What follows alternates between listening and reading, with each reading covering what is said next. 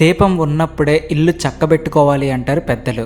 కానీ మన భారత్ మాత్రం దీపం ఉన్నా లేకపోయినా మొత్తం కరెంటు వ్యవస్థనే మన చేతుల్లోకి తీసుకునే రేంజ్లో డెవలప్ అవుతుంది. ఈ మధ్యకాలంలో ప్రపంచంలో ఎక్కడ చూసినా మన దేశం గురించే చర్చ నడుస్తుంది. ఒకప్పుడు మనం వేరే దేశాల దగ్గరికి వెళ్ళి అయ్యా బాబు మాకు ఓ 4 తుపాకులు ఇవ్వండి, 2 విమానాలు ఇవ్వండి అని అడుక్కునే పరిస్థితి ఉండేది. కానీ ఇప్పుడు సీన్ మొత్తం రివర్స్ అయిపోయింది. టైం మారింది బాస్ అన్నట్టుగా ఇప్పుడు ప్రపంచ దేశాలే మన దగ్గరికి క్యూ కడుతున్నాయి. 2026 సంవత్సరం మన భారత్కు నిజంగానే ఆఫర్ల నామ సంవత్సరం అని చెప్పొచ్చు. ఎందుకంటే ఇప్పుడు మనం కేవలం ఆఫర్లు తీసుకోవడమే కాదు, అవతల వాళ్ళకి ఆఫర్లు ఇవ్వడం కూడా స్టార్ట్ చేశాం.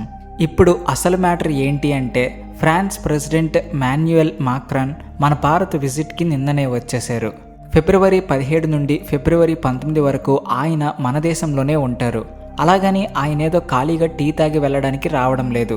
మన డిఫెన్స్ సెక్టార్కి సంబంధించి కొన్ని మైండ్ బ్లోయింగ్ డీల్స్ సెట్ చేయడానికి వచ్చారు.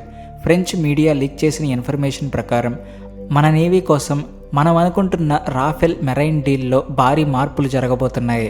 మన వాళ్ళు మొదట్లో ఒక 26 రాఫెల్ జెట్స్ కొంటే సరిపోతుంది అనుకున్నారు. అంతవరకు బాగానే ఉంది. కానీ సడన్గా మన వాళ్ళ మైండ్ సెట్ మారింది. అంతంత మాత్రం ఎందుకు, కొడితే కుంభస్థలాన్నే కొట్టాలి అన్నట్టుగా ఇప్పుడు ఆ నెంబర్ని 26 నుండి ఏకంగా 57కి పెంచబోతున్నారట. ఇది మామూలు విషయం కాదు. ఒక్కసారిగా డబుల్ కంటే ఎక్కువ ఆర్డర్ అంటే ఫ్రాన్స్ వాడికి పండగే పండగ. అసలు మీకు ఒక డౌట్ రావచ్చు, మనకు అర్జెంటుగా ఇన్ని ఫైటర్ జెట్స్ ఎందుకు అవసరం వచ్చాయి, మన దగ్గర ఆల్రెడీ విమానాలు ఉన్నాయి కదా అని. దానికి ఒక స్ట్రాంగ్ రీజన్ ఉంది. అదేంటో తెలుసుకుపోయే ముందు చిన్న రిక్వెస్ట్, మీరు మా ఛానల్ ఇంకా సబ్స్క్రైబ్ చేయకపోతే వెంటనే సబ్స్క్రైబ్ చేసి కామెంట్ సెక్షన్లో మీరు ఏ సిటీ నుండి ఈ వీడియో చూస్తున్నారో రాయండి. ప్రస్తుతం మన నేవీ దగ్గర రష్యా వాళ్ళు ఇచ్చిన MiG-29 విమానాలు ఉన్నాయి. నిజం చెప్పాలంటే ఇవి ఇప్పుడు మొసలి ఎద్దులలాగా తయారయ్యాయి. వాటిని మెయింటైన్ చేయడం తలకు మించిన భారం అయిపోతుంది. రోజుకో రిపేర్, పూటకో ఇంజిన్ ప్రాబ్లం, యుద్ధం వచ్చినప్పుడు అవి స్టార్ట్ అవుతాయో లేదో కూడా గ్యారంటీ లేని పరిస్థితి. అందుకే మన నేవీ వాళ్ళు డిసైడ్ అయ్యారు, ఈ పాత బండలతో పని అవ్వదు, ఏదైనా కొత్తగా స్ట్రాంగ్గా ఉండేది కావాలని. దానికి తోడు రాఫెల్ మెరైన్కి ఉన్న ట్రాక్ రికార్డ్ అలాంటిది. మరి ఇంకో పక్క మన పక్కింటి చైనాగాడు ఉన్నాడు కదా, వాడు ఊరుకుంటాడా? 3వ ఎయిర్క్రాఫ్ట్ క్యారియర్ ఫ్యూజియన్ని సముద్రంలోకి దించడానికి రెడీ అయ్యాడు.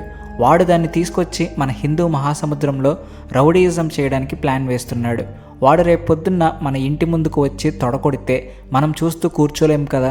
అందుకే వాడికి చెక్ పెట్టాలంటే మన దగ్గర కూడా గట్టి సరుకు ఉండాలి. మన దగ్గర ఉన్న విక్రాంత్, విక్రమాదిత్య ఈ 2 విమాన వాహక నౌకల మీద రాఫెల్స్ ఉంటేనే మనకి సేఫ్. అందుకే ఈ సడన్ నిర్ణయం.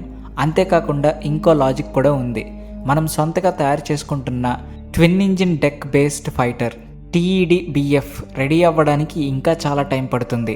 కనీసం 2032 వరకు వెయిట్ చేయాలి. ఈలోపు యుద్ధం వస్తే ఖాళీ చేతులతో వెళ్ళలేం కదా. అందుకే ఒక బఫర్ స్టాక్ లాగా ఈ 57 రాఫెల్స్ని కొంటున్నాం. ఇంకో గుడ్ న్యూస్ ఏంటంటే మనం 26 విమానాలు కొంటే వాడు డిస్కౌంట్ ఇవ్వడు. అదే 57 కొంటున్నాం కాబట్టి బల్క్ ఆర్డర్ కింద రేట్ తగ్గించమని అడగొచ్చు. అంతేకాదు మేక్ ఇన్ భారత్ కింద సగం విమానాలు ఇక్కడే తయారు చేయమని కండిషన్ పెట్టొచ్చు. దీనివల్ల మనకి టెక్నాలజీ వస్తుంది, మన కుర్రాళ్ళకి జాబ్స్ వస్తాయి. ఒక్క దెబ్బకు 2 పిట్టలన్నమాట. సరే, రాఫెల్ సంగతి పక్కన పెడితే ఇప్పుడు అసలు కిక్కిచ్చే న్యూస్ గురించి మాట్లాడుకుందాం. సాధారణంగా మనం ఫ్రాన్స్ నుండి ఆయుధాలు కొంటాం, వాళ్ళు మనకి అమ్ముతారు. కానీ ఇప్పుడు సీన్ రివర్స్. ఫ్రాన్స్ మన దగ్గర ఆయుధాలు కొనడానికి రెడీ అవుతుంది. నమ్మలేకపోతున్నారా? కానీ ఇది నిజం. మన దేశం తయారు చేసిన Pinaka multi barrel rocket launcher మీద ఫ్రాన్స్ ఆర్మీ కన్ను పడింది. వాళ్ళకి మన పినాకా సిస్టమ్ బాగా నచ్చేసింది. అసలు ఫ్రాన్స్ లాంటి డెవలప్డ్ కంట్రీ నాటో మెంబర్ అయ్యి ఉండి మన దగ్గర ఆయుధాలు కొనడం ఏంటి అని మీరు అనుకోవచ్చు. దానికి కారణం అమెరికా. ఫ్రాన్స్ దగ్గర ప్రస్తుతం అమెరికా వాళ్ళ సిస్టమ్స్ ఉన్నాయి, కానీ అవి చాలా కాస్ట్లీ. స్టార్ హోటల్లో బిర్యానీ తిన్నట్టు రేటు ఎక్కువ, క్వాంటిటీ తక్కువ. అదే మన పినాకా అనుకోండి, అమ్మ చేతి వంటలాగా తక్కువ ఖర్చు, ఎక్కువ రుచి, పైగా హెల్దీ. అమెరికా వాళ్ళ హిమార్స్ సిస్టమ్ కొనాలంటే ఆస్తులు అమ్ముకోవాలి. పైగా వాళ్ళు ఆయుధాలు అమ్మేటప్పుడు 1,00,000 కండిషన్లు పెడతారు. అక్కడ వాడొద్దు, ఇక్కడ వాడొద్దు, వాడి మీద వెయ్యొద్దు అని రూల్స్ మాట్లాడతారు. కానీ మన భారత్ అలా కాదు. బిజినెస్ అంటే బిజినెస్ లాగే చూస్తాం. అందుకే ఫ్రాన్స్ మన వైపు చూస్తుంది. మన పినాకా కెపాసిటీ ఏంటి అంటే కేవలం 44 సెకండ్లలోనే 12 రాకెట్లను శత్రువుల మీద కురిపించి ఆ ప్రాంతాన్ని మొత్తం బూడిద చేయగలదు. అంత ఫాస్ట్గా రియాక్ట్ అయ్యే సిస్టమ్ దొరకడం కష్టం. అయితే ఫ్రాన్స్ వాళ్ళు ఒక చిన్న కండిషన్ పెట్టారు. మీ పినాక సూపర్గా ఉంది, కానీ మాకు దాని రేంజ్ కొంచెం పెంచి ఇవ్వండి అని అడుగుతున్నారు. ప్రస్తుతం దాని రేంజ్ తక్కువ ఉంది. వాళ్ళకి 150 నుండి 200 కిలోమీటర్ల వరకు వెళ్ళే రాకెట్లు కావాలట. మన డిఆర్డిఓ సైంటిస్టులు ఊరుకుంటారా? అదెంత పని బాస్, మేము ఆల్రెడీ 300 కిలోమీటర్ల రేంజ్ మీద వర్క్ చేస్తున్నాం. మీరు అడిగిన దానికంటే ఎక్కువే ఇస్తామని కాన్ఫిడెంట్గా చెప్తున్నారు. నిజానికి ఫ్రాన్స్కి ఇప్పుడు ఈ ఆయుధాలు చాలా అవసరం. ఎందుకంటే రష్యా యుక్రెయిన్ యుద్ధం వల్ల యూరోప్లో పరిస్థితులు బాలేవు. రష్యా ఎప్పుడు ఎవరి మీద పడుతుందో తెలియని భయం వాళ్ళకి ఉంది. అందుకే వాళ్ళ ఆర్మీని స్ట్రాంగ్ చేసుకోవడానికి అర్జెంటుగా మంచి ఆయుధాలు కావాలి. వాళ్ళ సొంత రాకెట్ సిస్టమ్ రెడీ అవ్వడానికి ఇంకా 2030 వరకు టైం పడుతుంది. ఈ గ్యాప్లో సేఫ్టీ కోసం మన పినాకాని బెస్ట్ ఆప్షన్గా ఎంచుకున్నారు. ఒకవేళ ఈ డీల్ కనుక ఫైనల్ అయితే మన డిఫెన్స్ ఇండస్ట్రీకి ఇది ఒక పెద్ద మైలురాయి అవుతుంది. మన మేక్ ఇన్ భారత్ పవర్ ఏంటో ప్రపంచానికి తెలుస్తుంది.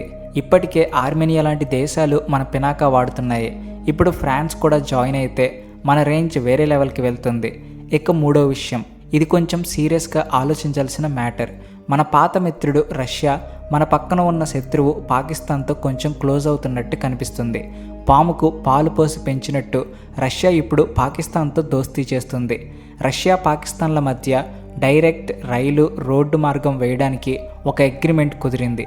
దీని వెనుక పెద్ద ప్లాన్ ఉంది. రష్యాకి సముద్ర మార్గం ద్వారా బిజినెస్ చేసుకోవడానికి సరైన పోర్టులు లేవు. వాళ్ళ దగ్గర ఉన్న పోర్టులు అన్నీ మంచుతో గడ్డకట్టుకుపోతాయి. అందుకే వాళ్ళకి వార్మ్ వాటర్ పోర్ట్స్ కావాలి. దానికి పాకిస్తాన్లో ఉన్న కరాచీ పోర్ట్, గ్వాదర్ పోర్ట్ కరెక్ట్గా సెట్ అవుతాయి. అందుకే రష్యా పాకిస్తాన్తో చేతులు కలిపి సెంట్రల్ ఆసియా దేశాల ద్వారా ఒక కారిడార్ని డెవలప్ చేస్తుంది. దీనివల్ల పాకిస్తాన్కి కూడా లాభమే. వాళ్ళ రైల్వేలు, స్టీల్ ప్లాంట్లు బాగుపడతాయి అని ఆశపడుతున్నారు. రష్యా వాళ్ళు పాకిస్తాన్లో ఇన్వెస్ట్ చేస్తామని ప్రామిస్ చేశారు. ఇది చూస్తుంటే మనకి కొంచెం డౌట్ రావడం సహజం. రష్యా మనకి బెస్ట్ ఫ్రెండ్ కదా, మరి పాకిస్తాన్తో ఎందుకు కలుస్తుంది అని. ఇక్కడ మనం అర్థం చేసుకోవాల్సిన లాజిక్ ఏంటి అంటే, ఇంటర్నేషనల్ పాలిటిక్స్లో ఎవరు పర్మనెంట్ ఫ్రెండ్స్ కారు, ఎవరు పర్మనెంట్ ఎనిమీస్ కారు. కేవలం ఇంట్రెస్ట్స్ మాత్రమే పర్మనెంట్. రష్యా ప్రస్తుతం యుక్రెయిన్ యుద్ధం వల్ల, వెస్ట్రన్ దేశాల ఆంక్షల వల్ల కొంచెం ఇబ్బందుల్లో ఉంది. వాళ్ళకి కొత్త మార్కెట్లు కావాలి, కొత్త దారులు కావాలి. అందుకే వాళ్ళు పాకిస్తాన్ని వాడుకుంటున్నారు. అంతే తప్ప భారత్ని వదిలేసి పాకిస్తాన్ వైపు వెళ్ళిపోవాలని కాదు. ఇంకో యాంగిల్ ఏంటి అంటే, మనం ఈ మధ్య అమెరికాకి బాగా దగ్గరవుతున్నాం కదా, అది రష్యాకి కొంచెం నచ్చట్లేదు. మీరు వాళ్ళతో ఫ్రెండ్షిప్ చేస్తే మేము మీ శత్రువుతో ఫ్రెండ్షిప్ చేస్తామని ఒక చిన్న వార్నింగ్ బెల్ ఇస్తున్నట్టుగా కూడా మనం దీన్ని చూడొచ్చు. దీన్నే డిప్లొమాటిక్ ప్రెషర్ అంటారు. కానీ చరిత్ర చూస్తే రష్యా మనల్ని ఎప్పుడూ మోసం చేయలేదు. కష్టకాలంలో మనకి అండగా నిలబడింది. కాబట్టి మరీ కంగారు పడాల్సిన పని లేదు. కానీ కళ్ళు తెరిచి చూడడం మాత్రం చాలా ముఖ్యం. మన జాగ్రత్తలో మనం ఉండాలి.